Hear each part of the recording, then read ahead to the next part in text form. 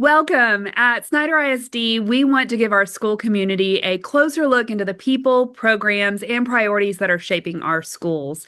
My name is Valerie Morris. I'm the Director of Communications for Snyder ISD. I'm also a proud Tiger parent. My hope is to give our community a behind-the-scenes look and a better understanding at the work that goes on every day here in our schools. So I'm excited to welcome our guest today.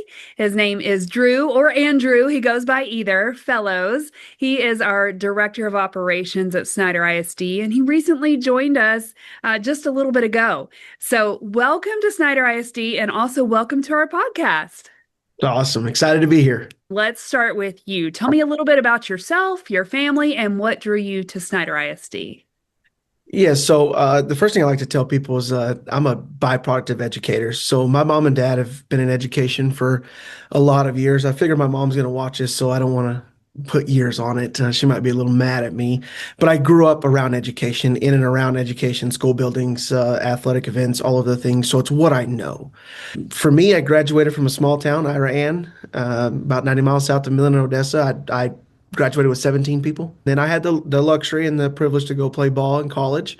Went up to Minnesota Morse. I am going to give a shout out to the person from Crane, Texas, Dalton DeGraffenreid is his name. He's the current athletic director, head football coach at Klondike. Was just named the 1A Region 4 head football coach of the year. So that's exciting. I went with him up to Minnesota Morse. Met a lot of special people, a lot of lifelong friends, but met my wife up there. She's from Minnesota. She currently teaches seventh grade ELAR at Snyder Junior High.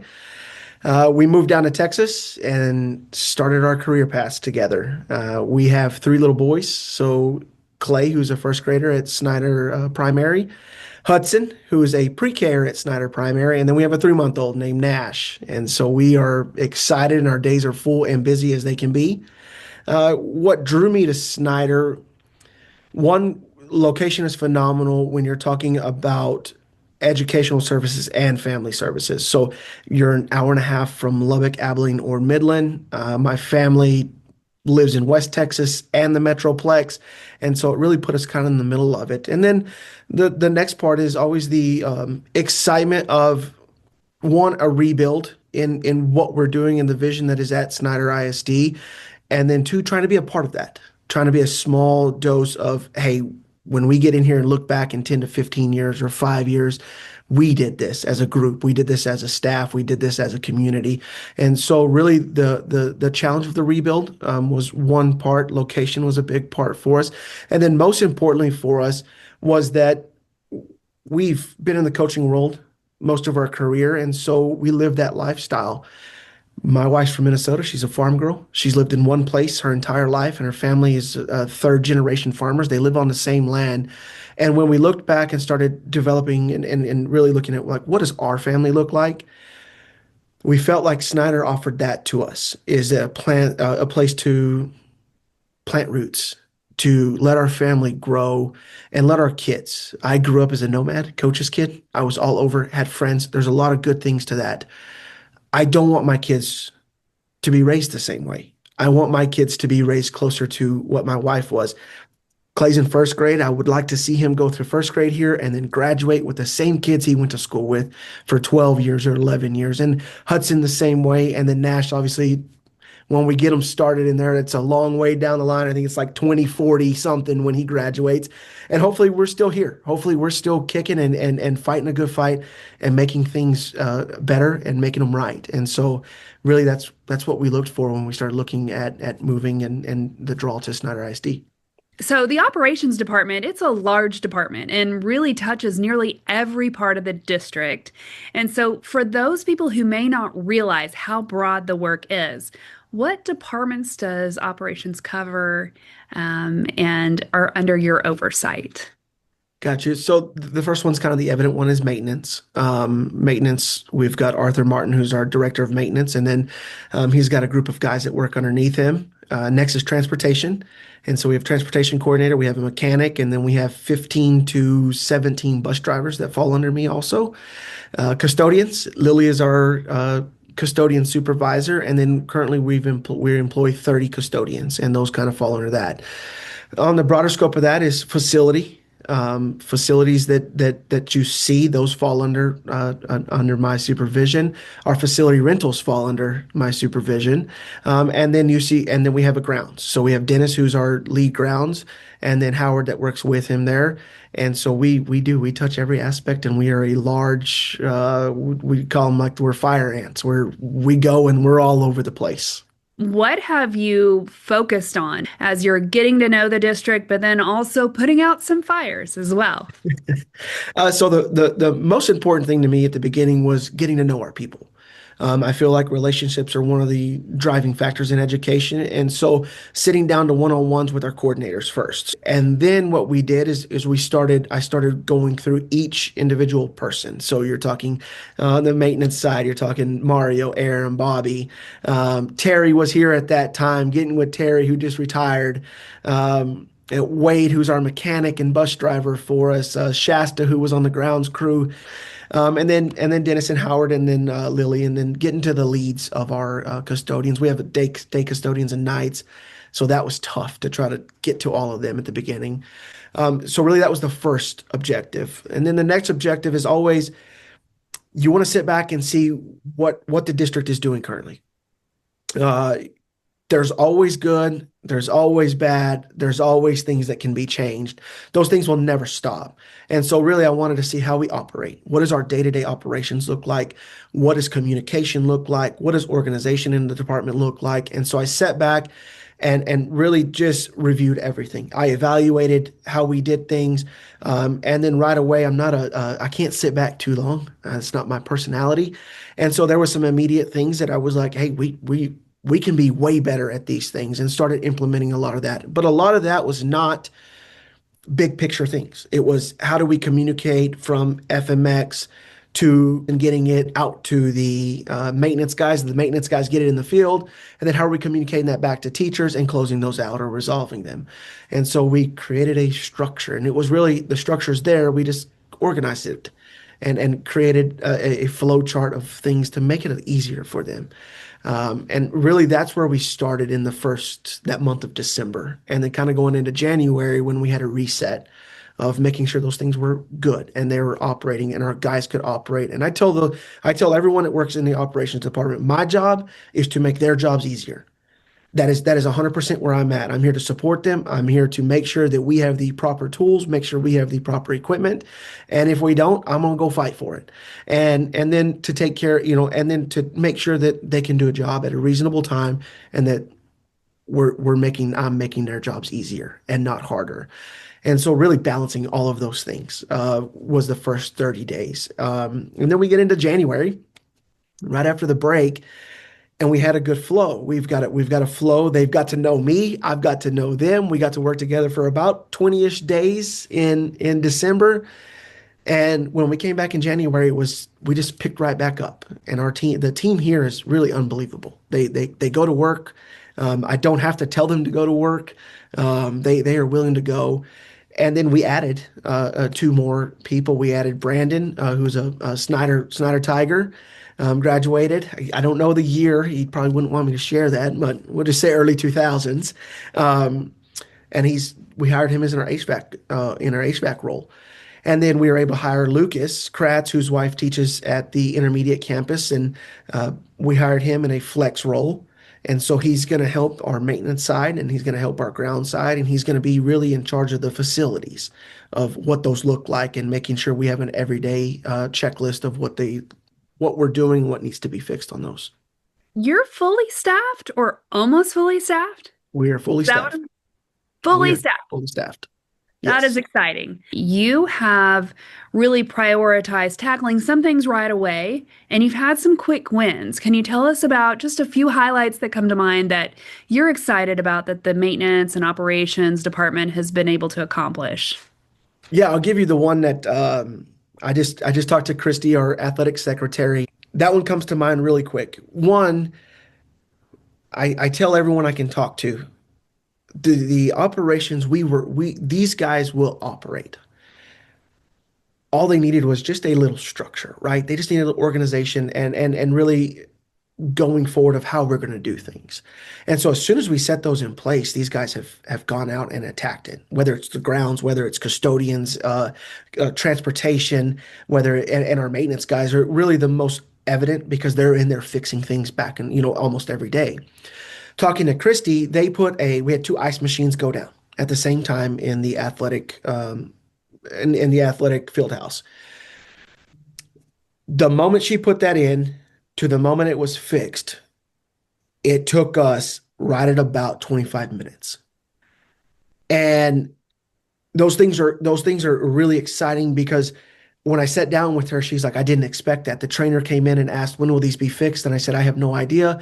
Last time we had a ice machine down, it was down for 2 or 3 months. And we had it fixed. And so you talk about early wins, it's proving to our people, our staff, our teachers, and the kids really look at it like kids because kids notice everything, right?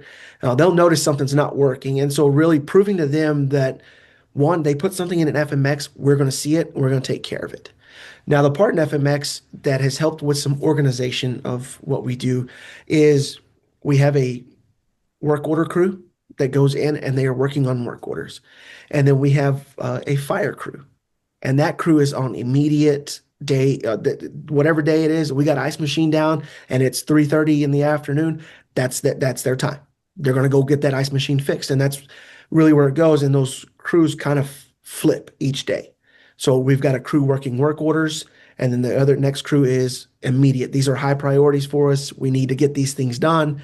They go and get those done without having to leave a current work order that they're doing. And so organizing in that fashion, our guys really appreciate it. Also having guys that are very knowledgeable. You talk about Arthur. Arthur's an electrician by trade. Mario is a plumber. His dad was a plumber. He knows plumbing in and out. Aaron Blay, hired this year from Oregon. He is a fixer and a doer. He's a mechanic. He can do electric. He can do plumbing. He can do, he can fix holes in the ground. He can do it all. And then you got Bobby, and Bobby, when I got here, was our doors and locks. And that's a full-time gig for us. And so Bobby's in charge of those things, and he is just running through, changing batteries in the Salto. He's updating codes, logs.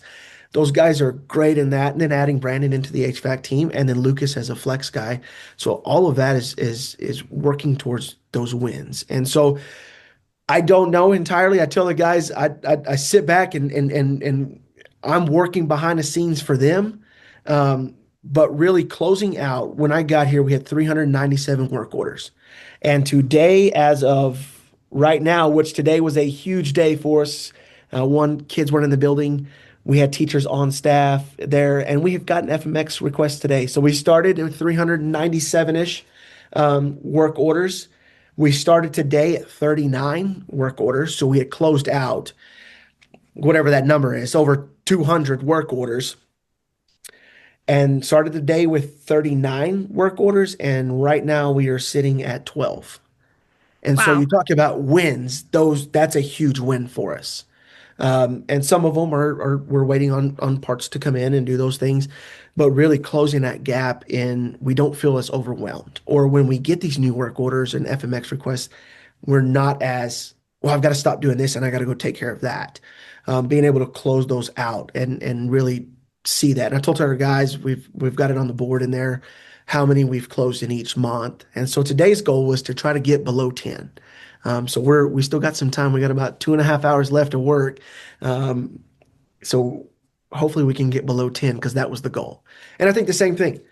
I think people and students and teachers and educators and everyone involved in education is goal driven. So really we set goals, and it's the same thing that a teacher sets a goal for the day. We're setting our goals too. We're going to try to close out this many work orders. We're going to try to hammer this out within the week. We're going to make sure our people know we're behind the scenes, sure, but everything they have, we're going to take care of and we're going to get it fixed for them.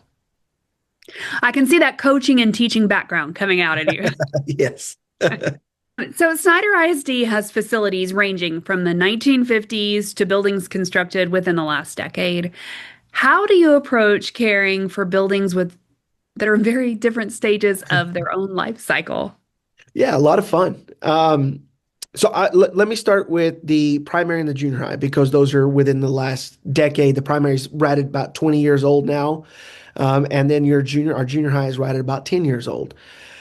So those buildings themselves, when we look at fixing and we look at capital improvement plans and those things, our operations department cannot ever work off of if-thens, wishes, things like that.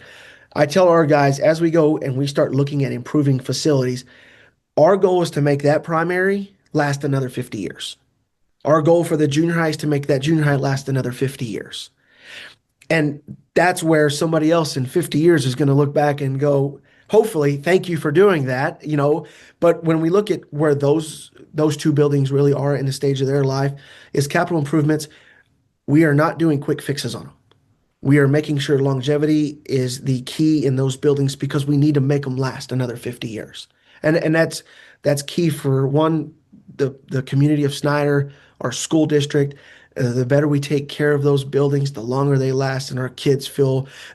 Tell them too, when a kid walks in that building, we want them to feel comfort, but we want them to know that they're not going to have to worry about whether the floors are clean, whether the doors stay locked, whether the AC is going to work. Oh, we're working through those things, but we want them to be able to walk in that building, feel comfortable, and know they're taken care of.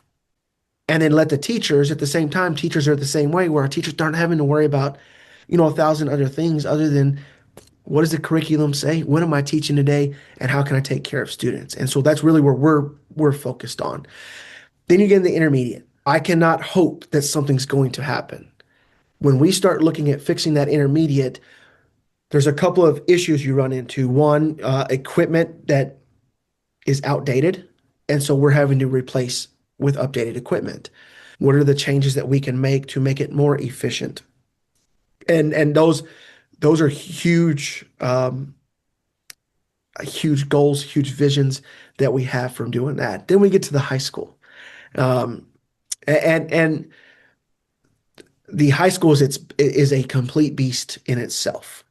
You talk about RTUs. RTUs just alone. So RTUs are our HVAC systems. You have 88 at the junior high. We've got about 91 at the primary, and then we're in a chiller boiler system at the intermediate. The high school has 189 RTUs. So that just tells you the span of where that's at. That high school is the same as our primary and our junior high combined. We're also fighting the same battle. We're on the back end of that.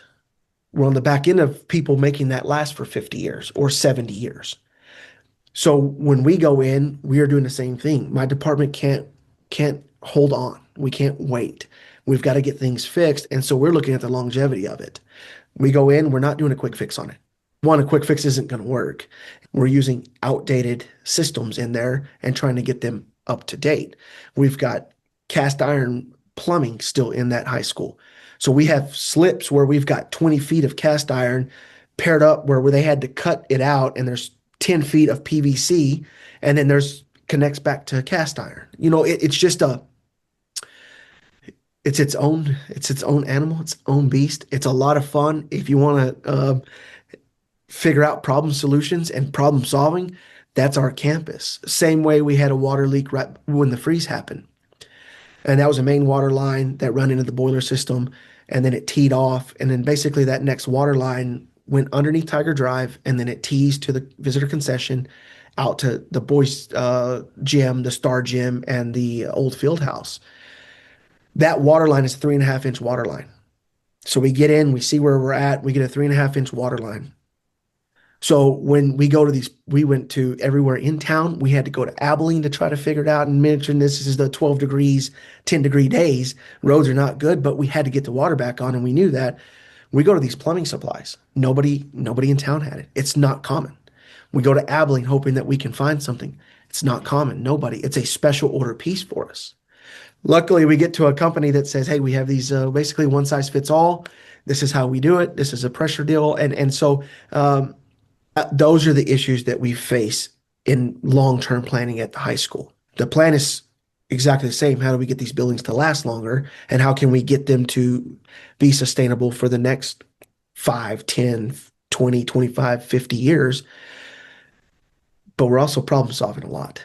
We're also having to fight old and with new. Can you tell me a little bit about that? Because the HVAC at the primary in particular, I know is a hot topic that a lot of people have discussed and that our teachers feel, our students feel the impacts of that. And then also, what are you doing for the current problems that we're dealing with our HVAC right now? Yeah, so the primary has 89 units at the top, but we say 89, there's 93. In the last 2 years, there's been three that had to been replaced. So we're at 89 units that are 20 years old. Lifespan of RTU unit, whether it's a 3-ton or 4-ton unit, is 15 to 20 years. And so we're right at the lifespan of 89 units. Um, those are what we've classified right now in our department as our problem units. So anything that happens on those units, trying to fix those as fast as we can, right? The reality is very simple on our part. We're at lifespan. And so we're getting to the point where I talked about longevity a while ago. I just talked about making sure we have plans. We've got to work to replace those 89 units. And that's a big ticket item. I told the guys, we talked about it this morning actually in our meeting. Things that were done before, that's irrelevant to me. We are here and now. And so that's all I'm worried about. I'm worried about here and now and how do we make it better. But we're at that here and now is we're at 20 years old on 89 units that our pre-K through third graders go to. That's a huge campus for us. And so the same thing, you talk about the junior high. The junior high is a 2015, so we're at 10 years now. So in reality, what our capital improvement plan is that you stagger step them, RTUs. Every RTU on the junior high needs to be changed out by 2035. The issue we have on the back end of it is the high school is 2018. High school has 189 units. In a perfect world, all those units are changed out by 2038. And so we're sitting here in 2026 talking about 2035 and 2038, but the reality is there's no time to wait on those. That's 10 years, 13 years, 12 years away. So that one, we're conscious with our budget. We set problem units and we know that those are a problem unit and that's what we do. So those are the first ones we're going to attack and try to change out. So compressor goes down on a 14-year-old unit. 40% of that cost of a unit is going to be in the compressor. So if a compressor goes down in it, we're already 14 years in. Our plan is that that's the one we're going to replace. Now, the same thing when you start talking about replacing RTUs, you got to get a crane. You got to get RTUs. Obviously, it's just like any supply store. You order in bulk and you get a little discount on them. And so our plan right now is that we've got to change out a unit. We're going to change 4 units within that same circuit. And so now we've got 4 attacked on that. And then same deal. And you don't want to go through, and this is the thing I talked about with our air conditioning supplies and HVAC supply companies, is that we're not in a spot right now where we can go, hey, we're going to start at unit 1 and we're going to roll 8 units a year and replace 1 through 8. And then the next year we're going to replace 9 through 16 or whatever it was. That's not where we're at right now. We will get there, but that's going to be in 2038 and 2035. Right now, we've got to identify problems, those units, group those together, change those 4, 5, 6, 7 out. We've replaced those. We've got them on our spreadsheet. And then now, as we progress through there, we still have to stay on schedule. We may replace in October, and then we get to June and go, okay, we had no issues. Here's where we're going to start in this next group. And so really, that's the hard part right now on our planning side of it, is that we need to plan to replace units in the 88 units at the junior high, so that in 2035, we're not in the same issue that we are right now with our primary. Same part with 189 units, 200, that's 2038, replacing those all at the same time. So one, being able to stair step those, create a plan, and we've created a plan. We actually sat down today with the HVAC service team, and on my board back here, you probably can't see it, but I have a timeline of what we talked about. And so that's where they're going to help us in what those things. And so we're developing plans so that one, we don't end up back in the same issue we're in at the primary right now, and that the school district is set up from 2038. And I told these guys the same thing. I told our maintenance guys, we're talking about 2035. Seems like a far way for us. But when we're talking about 2035, we're also talking about 2085. What we do now impacts 2085. And that's where I think operations sometimes we think we've got to fix it now. And when you stop looking at the longevity of things and you just go, we're just going to fix it now and we'll figure it out. Tomorrow it'll be another problem. You start backing problems up. And those are the things that we're trying to fix right now. That's great. The long game is so important in operations, and we are glad that you're bringing that vision, that sense of urgency for things that need urgency, and then also really the forward-thinking mentality as far as thinking about where this district is going to be sitting 10, 20, 50 years from now. Tell me a little bit about the opportunities for local vendors. That is something that has been a priority. We've received feedback that it's been difficult for vendors. And so we are working with finance to make sure that we are providing the opportunity to any local vendors whenever it's possible, making sure that we're easy to work with, while also still maintaining the requirements that we have with as a school district, as far as insurance and applications and all of that that's required. But tell me a little bit about what you would say to somebody local who is interested in working with Snyder ISD. Yeah, come on down. My door is open. We will visit with you. And a lot of those conversations have happened within the last 30 days, 45 days, however long I've been here since December 1st. We went in, and some things that we did was we went into local supply stores. So Snyder Lumber, Kane Electric, Southern Electric, Napa's, O'Reilly, parts that were difficult to get before. We went in, I visited with the people in charge there, and we set up accounts with them where our guys here, we need a fan belt. And that was the thing that was crazy to me when I got here was Wade, our mechanic, is sitting there waiting on a fan belt, and he's like, well, I'm just waiting on it. And I'm going, they don't have that at Napa. He's like, oh, they do. And I was like, well, we're changing that, right? We're that bus needs to be back on the road now, and you can fix it. We're not having to outsource that or go out and try to find somebody to fix that. We've got a guy in house that can do that. Let's go to Napa and buy that. And so working with Mr. Helms has been really easy. One, he understands that those things are important also. And then he understands how operations works also, which has been really nice in our conversations back and forth of how to get us into a position where we're currently at right now. We've got vendors set up locally. We've got a local vendor right now that's working on the tennis courts. That was a huge safety issue for us. You talked about winds. That was a huge safety issue for us. We've had some people injured at those courts. We're hosting our tennis meet, district tennis meet, including other schools' district meets here, is I want people to come to Snyder, look at our facilities and go, man, our people aren't doing this.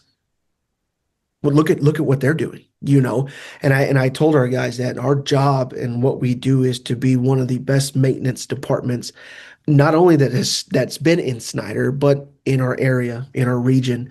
We want people to look to us and go, that's the standard. The operations department, the maintenance guys, the transportation at Snyder ISD, that's the standard. Snyder and its school district and its kids is very, very simple. So our town and it's our kids. There is no me, there's no I, there's none of that. There's nobody coming in to save us. It is us, and that is it.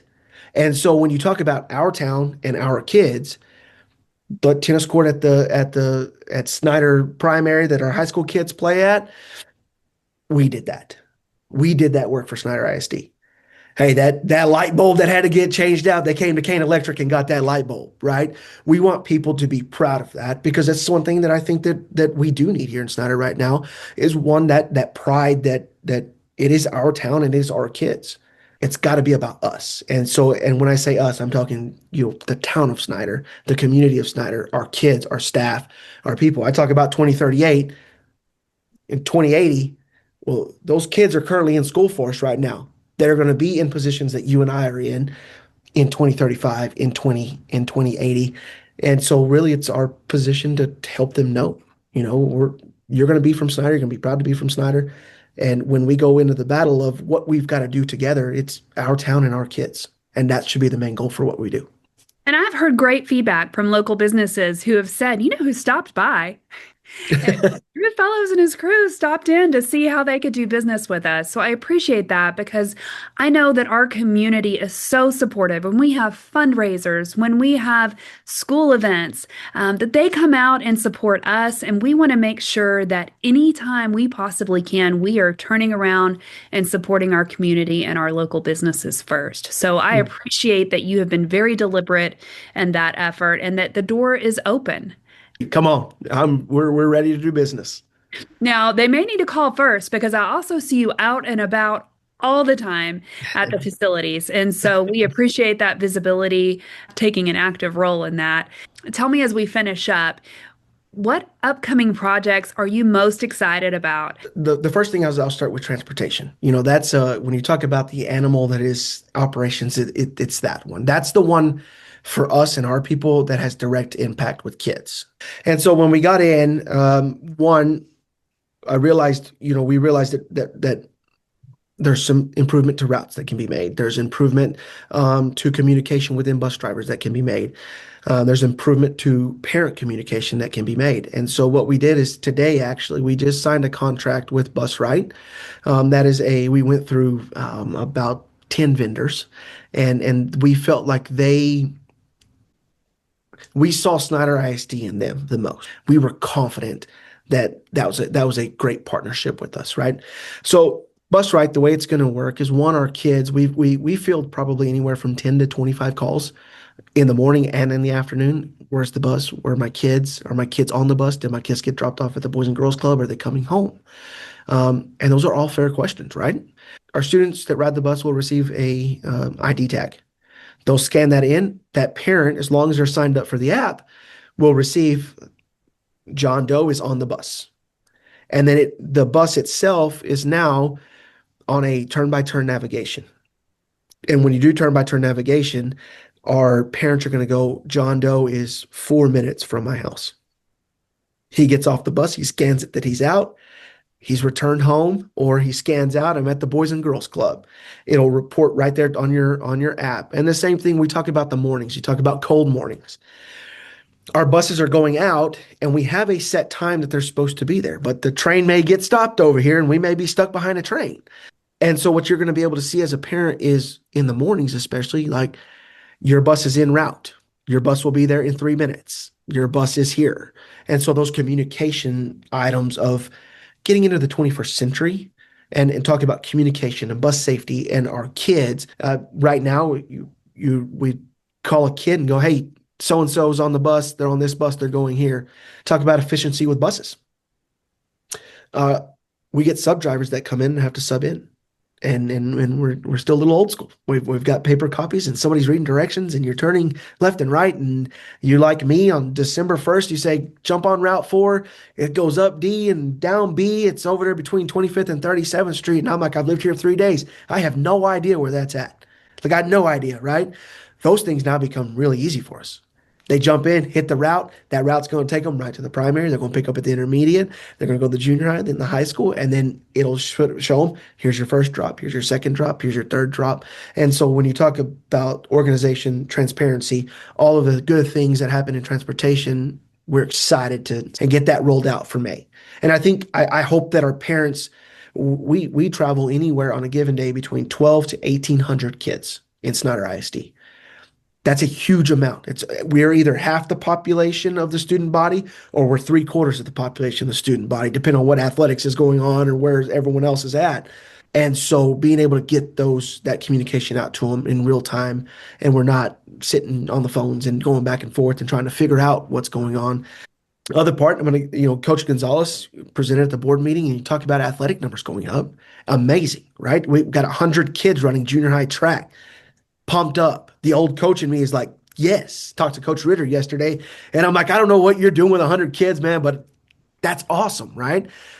The issue with 100 kids or a girls program in the high school increasing participation is our locker room issue. So now we've got more athletes than we have locker room spaces. Talk about a tremendous problem to have. And so now that comes into us. So what we're looking at is one, um, the feasibility, short term. Short term is to uh, create some type of locker room space for our girls or boys or both, whatever we see fit. And so really looking at how do we tie in what we currently have in that structure the same way that I can't and our department can't wait on wishes and wants and those things. We've got to work now. And so looking at, a metal building and being able to, you put a metal building in there, now we can control that space, that square footage. Our guys are good enough. We can build walls. We can make that shape. We can change it in a year. Whatever our needs are, that gives us the flexibility to do that. And so really looking at that's a great problem to have, right? And and we're coming up with solutions to try to fix it. And then really it's I've got a list back here and we start breaking it down. So the first thing we look at is safety. Where's the safety issues at? And then we start looking at where's the longevity? Where do we fit? How does it fit? How does it fit within our budget? Is this something that we can do? And how do we make the flexibility, the longevity of that work for our department? The list is back here, some RTUs on there also. There's a list on this side of the board that kind of has everything that we've got planned out right now. It doesn't mean that it won't change, right?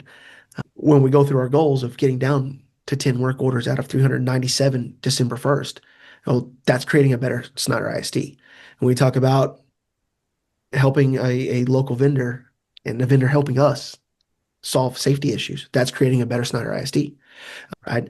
And so they'll keep coming. And the goal is, I told Coach Gonzalez, I said, yeah, keep building it, right? Keep adding more athletes in there, and we'll figure out how to build another locker room for you or another space for you, because I think that's a huge part. Same thing in fine arts.